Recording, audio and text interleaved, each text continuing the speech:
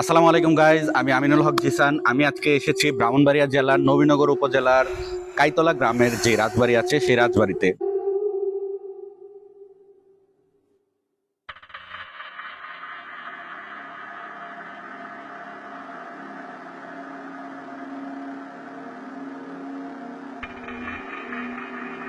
বাড়িতে ধারণা করা যায় এই রাজবাড়িটি প্রায় 200 বছর আগের, তৎকালীন ত্রিপুরা রাজ্যের অধীনে ছিল।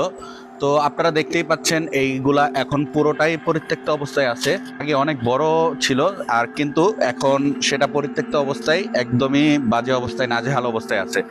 আর এই জায়গার যে আশেপাশে জায়গাগুলো আছে সেইগুলা এখন দখল হয়ে যাচ্ছে, এবং কি এইখানের যে বিল্ডিং গুলো আছে সেগুলা ভেঙে ভেঙে ওরা যে নিয়ে যে মানুষগুলো আছে এখানের আশেপাশে স্থানীয় মানুষরা তারা ভেঙে ভেঙে নিয়ে যাচ্ছে।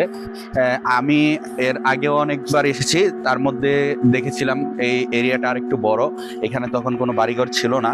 কিন্তু আজকে এসে দেখলাম যে এই এতটুকুই মাত্র আছে। এই জমিদার বাড়ির ইতিহাসের সঙ্গে তৎকালীন রাজা বিশ্বনাথ রায় চৌধুরীর নামের কিছু মিল পাওয়া গেছে, কিন্তু আমরা এই বাড়িতে এখন আপাতত কিছুই দেখতে পাচ্ছি না, কোনো কিছুই দেখতে পাচ্ছি না। এটা পুরোটাই এখন একটা ধ্বংসাবশেষ হিসেবে পড়ে আছে। আমি স্থানীয় প্রশাসনকে একটি অনুরোধ করব, আপনারা যারা আমার এই ভিডিওটি দেখবেন বা যারা এই আশেপাশে স্থানীয় প্রশাসন হিসেবে কর্মরত আছেন, তারা এই বাড়িটি সংস্কারের দায়িত্ব নিন। কারণ হচ্ছে এইটা হচ্ছে আমাদের এই অত্র এলাকার জন্য একটি দর্শনীয় স্থান।